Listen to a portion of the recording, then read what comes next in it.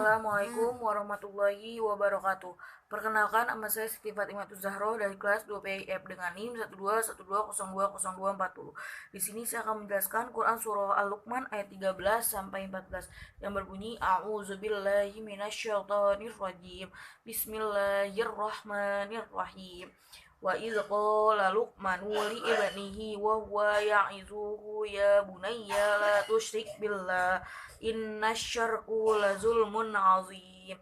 Wa wasaynal insana biwalidayhi hamalathu ummuhu wahnan ala wahnin wa fisaluhu fi amaini anishkur li wa liwalidayka ilayyal masir, yang artinya, dan ingatlah ketika Luqman berkata kepada anaknya ketika dia memberi pelajaran kepadanya, wahai anakku, janganlah engkau mempersekutukan Allah. Sesungguhnya mempersekutukan Allah adalah benar-benar kezaliman yang besar. Arti Quran surah Al-Luqman ayat 14, dan kami memerintahkan kepada manusia agar berbuat baik kepada kedua orang tuanya. Ibunya telah mengandungnya dalam keadaan lemah yang bertambah-tambah dan menyapinya dalam usia 2 tahun. Bersyukurlah kepadaku dan kepada kedua orang tua bapamu, hanya kepadamu lah kamu kembali. Cara membacanya, cara tajwidnya itu wa idh qala, ko itu matobi'i, panjangnya itu 2 harakat atau 1 alif. Hurufnya itu ada 3, alif, waw, dan ya. Qala Luqmanu li ibnihi, li ibni itu qalqalah sugro. Qalqalah itu terbagi menjadi 2. Ada qalqalah sugro dan ada juga qalqalah kubro.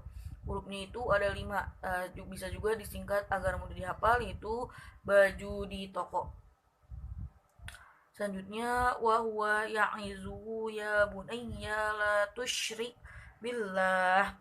Billahnya itu alif lam syamsiah. Annasyarka, inna itu wajibul hunna. Innasyarka alif lamnya itu alif lam syamsiah. Lazulmun azim, azim itu juga disebut sebagai mad arid disukun. Selanjutnya Quran surah Al-Luqman ayat 14 yang cara membaca tajwidnya wa wasainal itu alif lamnya alif lam komariah. Insana, nun mati bertemu sa itu ikhfa itu artinya samar-samar. Hurufnya ada 15. Bagian ikhfa itu juga ada 3, ada ikhfa ausat, akrob, sama selanjutnya biwa lidaihi. Biwa itu mat tobi'i, panjangnya 2 harkat atau 1 alif. Biwa lidaihi hamalat ummuhu wahnan ala wahnin. Nah, wahnan ala itu tanwin bertemu ain, itu hukumnya izhar. Huruf izhar itu ada 6. Hamzah, ain, ghain, ha, kha, dan alif. Wahnin wa fisaluhu.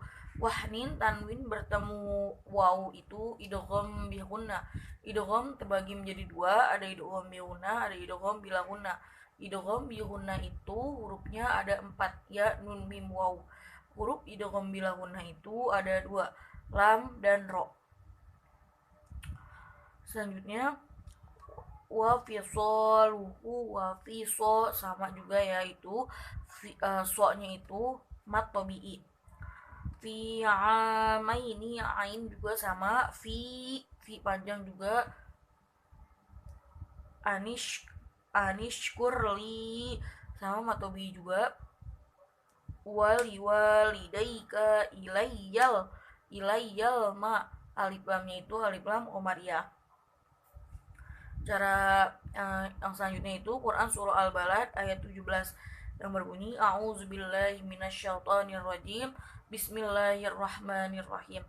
Summa kana minal ladzina amanu wa tawassaw bis sabri wa tawassaw bil marhamah, yang artinya, kemudian dia termasuk orang-orang yang beriman dan saling berpesan untuk bersabar dan saling berpesan untuk berkasih sayang. Cara membaca tajwidnya itu summa kana, ka-nya juga itu matobi'i, kana minal ladzina, Allazinya itu alif lam syamsiah. Allazina, zi-nya itu mat tabi'i, panjangnya 2 harakat atau 1 alif. Mat tabi'i hurufnya ada 3, alif, wawu, dan ya. Amanu, a juga itu dia mat badal. Amanu sama mat tabi'i juga. Wa tawassau sama bis sabari itu alif lam syamsiah. Wa tawassau bil marhama, alif lamnya itu alif lam komariah. Dan pelajaran yang bisa diambil yaitu dari Quran surah Al-Luqman ayat 13 itu surah ini adalah pentingnya kita memahami bahwa perbuatan syirik atau persekutuan Allah merupakan bentuk kezaliman dan dosa yang paling besar, hina dan tidak terampuni. Larangan menyembah selain kepada Allah, perintah berbuat baik kepada kedua orang tua, kerabat, anak yatim, fakir miskin, berbicara dengan sopan kepada sesama manusia, perintah melaksanakan sholat, perintah membayar zakat. Maksud dari Quran surah Luqman ayat 13 ini, kita kita disuruh atau kita diperintahkan untuk meninggalkan perbuatan syirik, karena syirik tidak ada ampunannya, karena syirik itu menduakan Allah. Jadi tidak ada ampunan bagi orang yang berbuat syirik kepada Allah. Selanjutnya, perintah berbuat baik kepada kedua orang tua, kerabat, anak yatim, fakir miskin.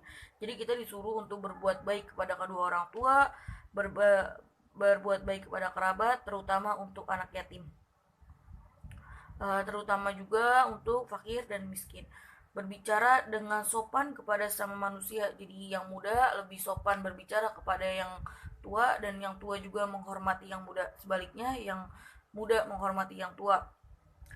Selanjutnya, perintah melaksanakan sholat. Kita dianjurkan dalam Quran surah Al-Luqman ayat 13-14, kita dianjurkan untuk melaksanakan sholat.